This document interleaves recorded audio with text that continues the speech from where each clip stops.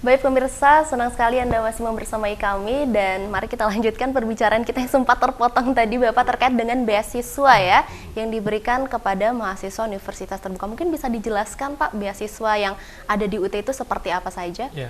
Jadi kalau beasiswa kalau dari pemerintah ada KIPK misalnya. KIPK misalnya UT tahun ini dapat 866. Nah, kita bagikan ke PBJJ kantor kita di seluruh Indonesia.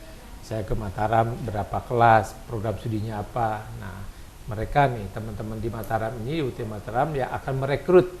Ada persyaratan, harus misalnya masih berprestasi, kemudian tidak bekerja dan tidak mampu.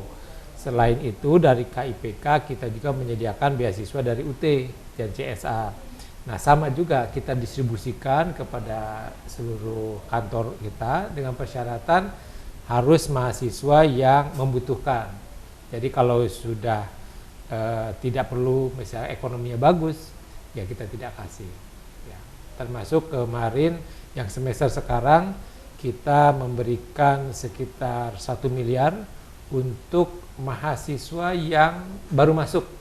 Jadi yang baru masuk terkendala pembiayaan, kemarin kita teleponin satu-satu seluruh Indonesia, ditelepon satu-satu, Anda karena terkendala ekonomi kita berikan beasiswa selama 1 semester dengan opsi perpanjangan semester berikutnya apabila IPK-nya memenuhi persyaratan. Oke. Kalau untuk mahasiswa aktifnya sendiri di Universitas Terbuka sekarang ada berapa mahasiswa nih Pak? Untuk sekarang mahasiswa baru kita alhamdulillah kemarin yang daftar 1.500, tetapi yang sampai bayar SPP karena dia diterima di UNRAM dan lain sebagainya itu ada 1.300. Nah, total mahasiswa kami yang aktif di UT Mataram adalah semuanya adalah 4.370. 4.370. Ya. Dan sekarang banyak generasi muda yang baru tamat SMA tahun yang lalu sekarang banyak masuk kuliah di UT karena memang sekarang mahasiswa-mahasiswa kita adalah mahasiswa muda yang dulu untuk orang-orang tua tapi sekarang sudah muda. Karena apa? Karena kan juga kita menjangkau wilayah yang jauh Mbak. Seperti Mbak kalau dari Bima kalau mau kuliah di UNRAM kan susah.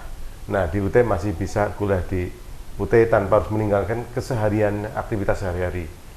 Nah, jadi sekarang sudah banyak mereka yang di daerah tahu tentang UT ya karena informasi semacam inilah mereka percaya betul bahwa oh ya itu yang memang bicara adalah pejabat UT Warek 4, direkturnya, sehingga mereka yakin betul bahwa UT memang betul karena UT kan negeri Mbak sebenarnya Mbak, yang ke-45 dengan Kepres nomor 41 tahun 84 diresmikan Mbak, makanya sekarang berusia 38. Oh, sudah usia 38 tahun ya? Lagi betul Mbak. Dan mahasiswa total kami seluruh Indonesia itu sudah lebih dari 400.000, 450-an ribu. Lulusannya udah 1.900.000-an Mbak. Oke. Nah, dalam rangka 38 tahunnya Universitas Terbuka nih sudah melakukan apa saja nih Pak? Ya, untuk di UT Mataram, kami kemarin melakukan dari awal peresmian gedung baru yang ada di Jalan Suyono, depan kantor Dewan Kota Mataram. Di sana kantor kita baru resmikan tanggal 21 September kemarin. Kemudian dari rangkaian itu adalah kami tadi pagi juga mengadakan goes bersama UT Mataram dengan berbagai mitra yang mensponsori kita untuk kegiatan goes. Kemudian dilanjut nanti pada tanggal 19 ada donor darah bersama juga. Di kantor target kami adalah 100 kantong donor darah yang harus kita perlukan nanti. Mudah-mudahan banyak yang karena dari kepolisian, dari Angkatan Darat sudah banyak yang daftar juga Mbak. Kalau Mbak mau ikut boleh Mbak. Wah, luar biasa, terima kasih Pak, nanti saya akan coba untuk datang ya. Baik. Sepatutnya saya bisa menjadi pendonor di kegiatan itu. Banyak yang memerlukan darah itu Mbak. Oke. Sesuai dengan tema kita hari ini Pak, yaitu menjangkau yang tidak terjangkau ya. Mungkin bisa dijelaskan gimana sih strategi dari UT sendiri untuk melakukan program itu sendiri? Baik, jadi UT itu didirikan pemerintah karena pemerintah menyadari bahwa banyak sekali lulusan SLTA, SMA saat itu SMA, SMK yang tidak punya kesempatan untuk kuliah di tatap muka. Katakanlah di satu pulau mana di Sumbawa. Pulau Sumbawa.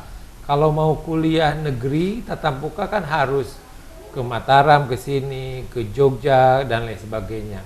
Tentu tidak semua orang punya kesempatan ekonomi misalnya, kesempatan geografis juga sama. Nah, atas dasar itu didirikan UT.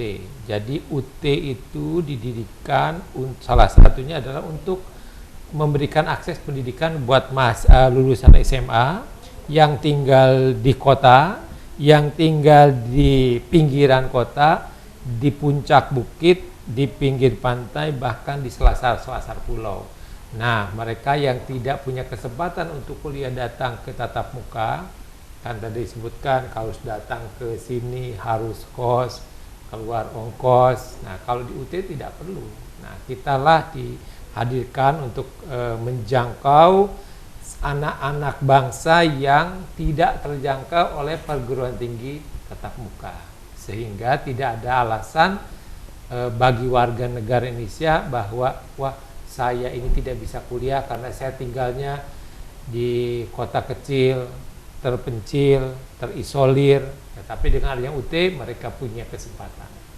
Oke, nah kalau misalnya lulusan dari universitas nih, biasanya mahasiswa kan targetnya adalah bekerja gitu kan. Apakah dari UT sendiri memiliki mitra kerjasamanya Pak untuk mahasiswa-mahasiswanya? Ya, untuk masa UT kita sekarang hampir 450.000, 87%-nya itu sudah bekerja. Jadi 13%-nya belum bekerja. Nah, untuk menyiapkan mahasiswa kita yang belum bekerja atau sudah bekerja dan ingin meningkatkan karirnya, kita bekerja sama dengan beberapa mitra menyiapkan pusat karir. Jadi buat pemirsa gitu ya, bisa mengklik UT-ACID, nanti di situ ada pusat karir, sehingga bisa di situ ada sejenis pelatihan-pelatihan yang bisa diikuti. Bahkan apabila mereka lulus, mereka bisa posting CV-nya di situ, sehingga perusahaan-perusahaan bisa mencari ke situ. Berarti sangat dipermudah juga ya untuk mahasiswa-mahasiswa UT sendiri dalam jenjang karirnya terutama. Betul. Oke, baik Bapak, saya masih punya beberapa pertanyaan lagi, tapi kita tahan dulu, kita break sejenak. Baik pemirsa, jangan kemana-mana, tetap bersama kami di Bincang iNews.